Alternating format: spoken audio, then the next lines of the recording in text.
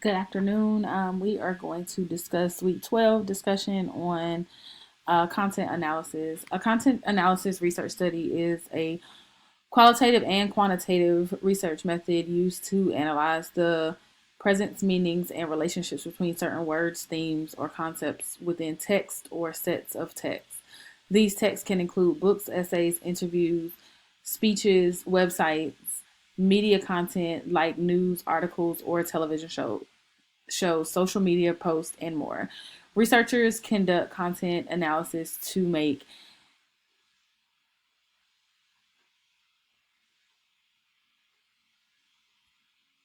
inference about the message, the writer or speaker, the audience, or other culture, or even the culture and time period from which the content originated.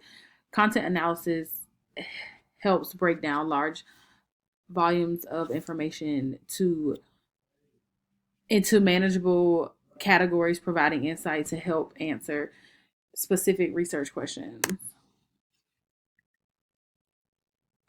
Content analysis research should be used when a researcher wants to understand communication patterns, identify trends in the media, detect biases in written or visual content, or analyze how specific ideas or concepts are presented across different forms of communication. It's particularly useful when investigating how certain topics or are portrayed over time or access different sources, such as how women are represented in sports media or how racial groups are described in political discourse. It's also valuable when dealing with archival data in which new content like social media trends need to be analyzed in real time.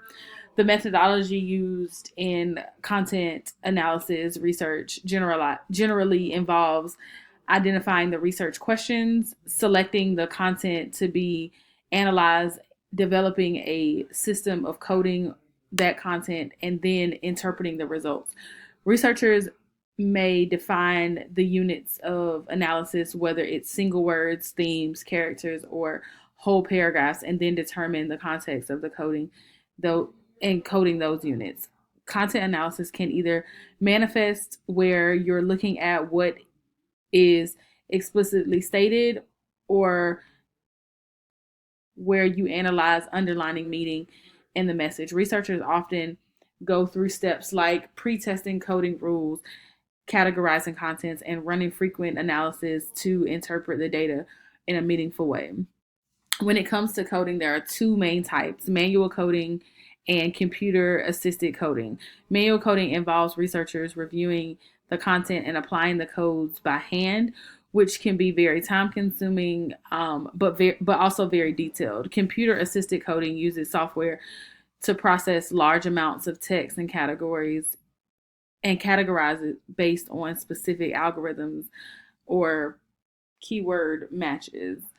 Coding schemes can be detective. This is existing themes or hypotheses, or inductive, where patterns emerge from data itself. Either way, the codings are typically organized into categories or themes that allow researchers to make sense of the data. There are several advantages to using content analysis research. One of the biggest strengths is that it's flexible. It can be applied to a wide variety of data sources and used for both quantitative and qualitative analysis. It also is unobtrusive, meaning that it doesn't influence the subject matter, which it often relies on already existing text. It makes it ideal for longitudinal studies, which researchers want to track change over time. Content analysis is also relatively inexpensive compared to other types of research, and it's useful when studying communication and media trends, making it favorable in disciplines like sociology, social media studies, education, and psychology.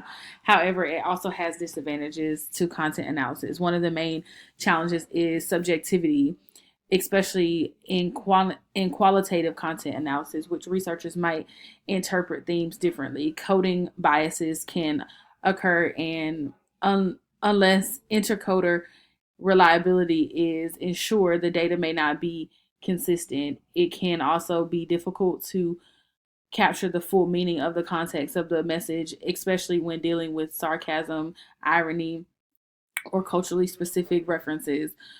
Quantitative analysis research, while more objective, may overlook the deeper meaning of the content and reduce the complex communication to simple numbers.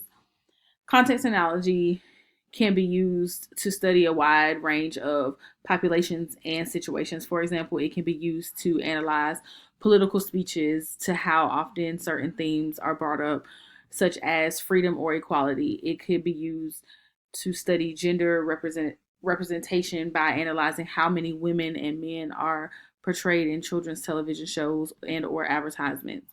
In sports, we might use content analysis to examine how women athletes are represented in media coverage compared to male athletes, identifying language patterns and reflect biases and stereotypes. The population study can include journalism, athletics, social media users, and even policymakers, depending on the topic. As someone working in college athletics and passionate about representation, there are few content analysis research studies I could write.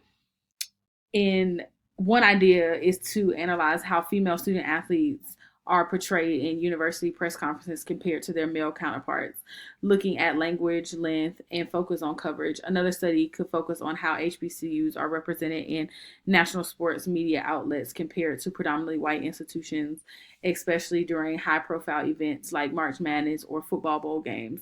I can also analyze social media posts by athletic departments to see if women's sports receive equal promotional attention compared to men's sports.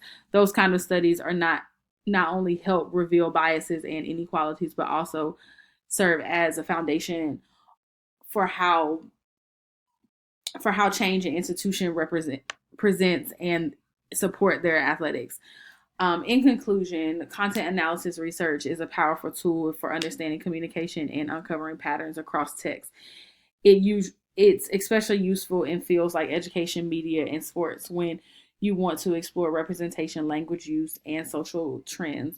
While it comes with some limitations, when done carefully and systematically, it can provide meaningful insights that support deeper understanding and progress. Thank you for listening, and I look forward to having further discussion as it relates to content analysis.